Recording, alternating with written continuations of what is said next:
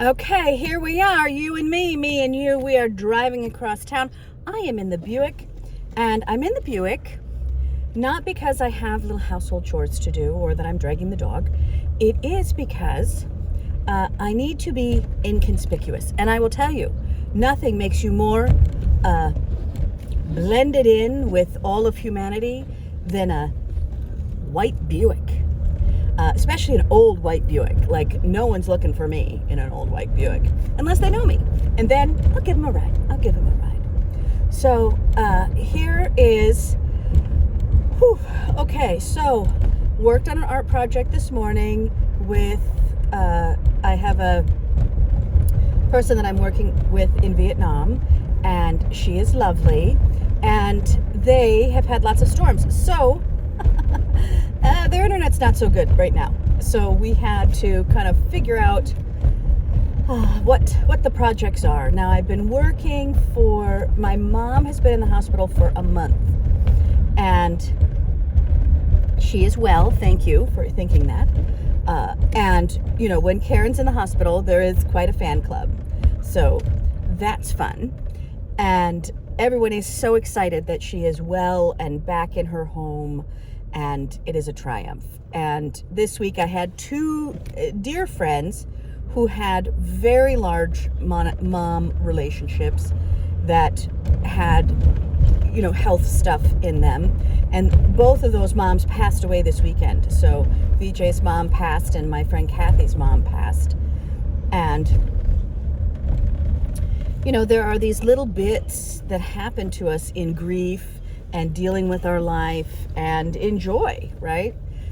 All of it, it just, oh my gosh, it is every emotion. So sometimes when you are grieving, it's just that you just need to not talk about it or not do it or just do something, right? That helps just get you next to the energy that you need to be in so that you can cleanse and clear and do all of that. So lots of grief.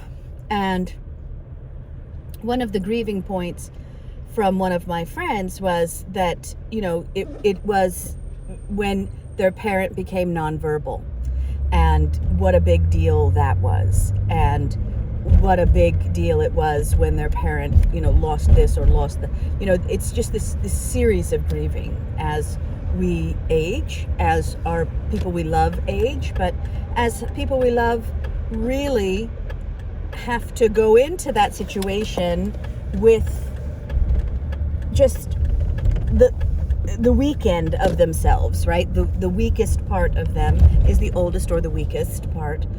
So, again, it's never been a better time to take an extra walk, to do an extra set, to think about the fact that you are putting in everything into your realm. And, you know, watching your elders age is really a beautiful thing. I have been with my elders as they've aged for 3 generations. And, you know, as a young person, I didn't understand it. I just went, oh, wow, I didn't know this could happen. And now I'm an older person, and I kind of go, yeah, we need to think about what's best. And so that's going on. I am going right now to, so go back to my art project. My art project, I have many. But my art project is around these kind of eyes, because I do a lot of eyeball art, but they are really quite cute, and I'm enjoying them. So I sent those to my person in Vietnam today and just said, you know, where I need some help envisioning. Sometimes I just put 2 things together because, like, I want to do this project and here's the art that I have that just happens to fill it. And this was very different. This is much more, much more about people. So each kind of iteration that I created was that I created it specifically for, just in my mind, a friend. So it is kind of the friends deck of art. So I'm hoping that people will see a lot of themselves in it, and a lot of themselves, and kind of really understanding that they are not an onlooker necessarily, but they are part of nature. Like, can you see yourself in nature is the absolute bottom of that. And I think that I can use that in my subscription boxes that are coming. They will come, but they will not come 1 second early. They will not come even 1 second early.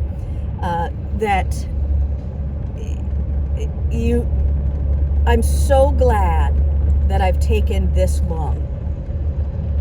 If I would have launched at the time, I wouldn't have had the energetic solidness that I need to take something on. And I also had just an enormous amount of personal, emotional work to do. So we agreed, my therapist and I, we agreed that I was going to, really take some time this summer. I had a series of classes that dropped out, and I went, okay, well, let me use this time for me. And it has been the very best choice. So I was scheduled to teach through August.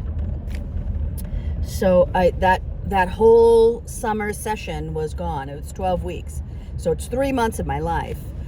And while it's not a difficult class to teach, but it is that you're working. And to just have that claim of like, I'm going to take the summer off and use it for these purposes. So sometimes that's napping. And I was laying in my bed the other morning, not trying to get up early. I don't have any, I think I have 2 appointments in the whole month for something before 8 a.m. Now, normally, my day starts at 7, and I like to work. I am a working dog. So to give me time off is really a big deal. But it was just the other morning, I was laying in bed, and I just went, oh, wow, I am finally rested. Like, I actually just now, it took a month of saying nothing in the morning, nothing, as much as I could. I booked no new appointments. I didn't offer my time to anyone. I didn't try to fix anything. I just focused on my stuff. And it's lovely. It's lovely. It's lovely. So, organization, looking at what I have and what are the resources and what did I build, and it's just so good to have it worked out. And one of the big pieces that I had to organize was all of this prep work that I have done on the subscription box company. And I have been watching my other subscription box friends and really looking at what they're making isn't what I'm making, and what I'm making isn't for them, and it's a different model. And when you're building a model that has a framework, it takes a lot of time to think of your framework, and that's really what so this is a different business model than I've ever built or worked with. Like, I've never done one of these. I had to get a lot of help from other people, and they have given me a lot of other ideas, vertical integration and so forth. Have I done a brick and mortar? Yes, I understand brick and mortar. Brick and mortar is not for the faint of heart. And I don't like brick and mortar for myself because it's just too time consuming. And I don't want to lose what I've gained.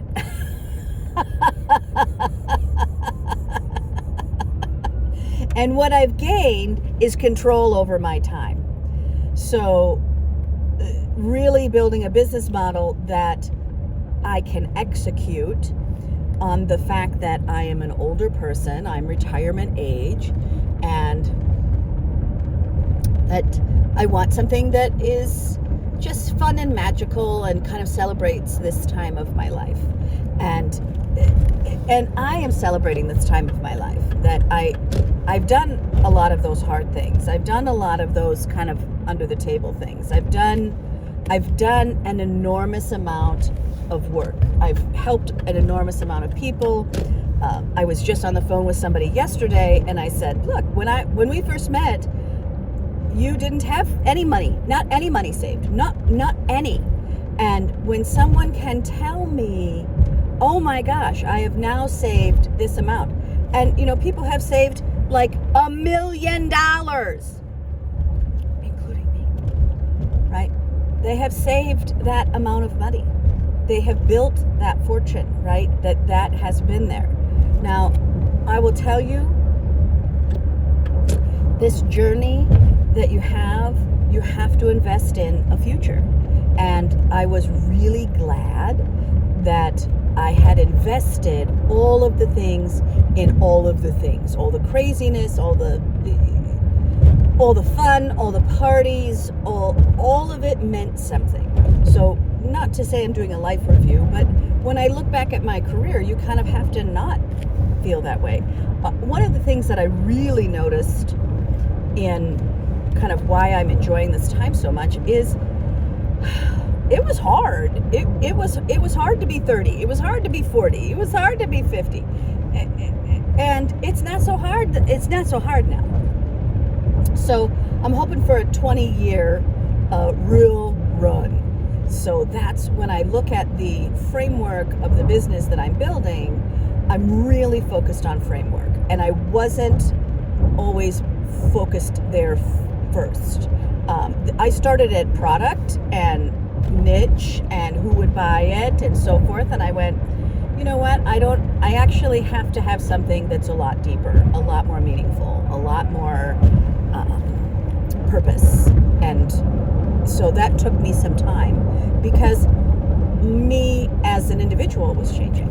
So finding out who I am, managing my grief. I had my own grief, and managing my own thoughts and ideas, and just because a lot of things were very difficult on me. Being a community member when there is lots of things going on, it's a big deal. You know what? Being tear gassed in my own city, what sucked, by my own government. Like, what are you doing? So like lots of things happened this last year, and it made it the right time. So I'm just kind of taking it day by day. Right now, I still have three big things that I've got to get done today. One is I'm going to meet with my 12-12 group. So this is angel partnerships, kind of work on what we're doing. I have a field trip. So we are going on a field trip today that was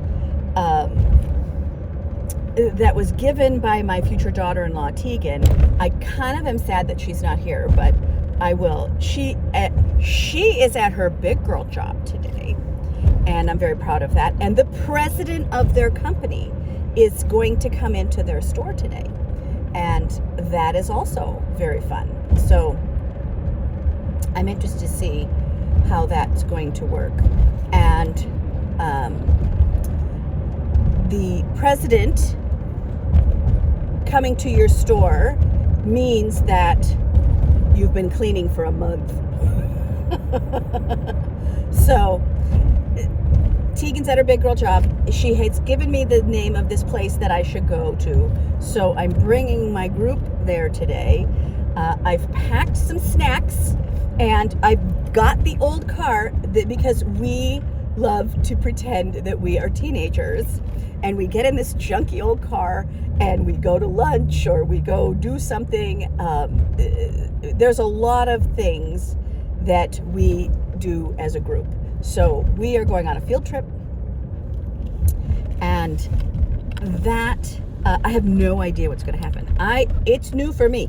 Usually when I'm taking someone on a field trip, I already know what I want to show them or what I want them to experience because I'm always the teacher. Today's field trip, I get to be the experiencer as well. So could be a dud or could be a dream. Don't know. Sure don't know. But gonna learn. So, oh my goodness, I am going somewhere that is closed.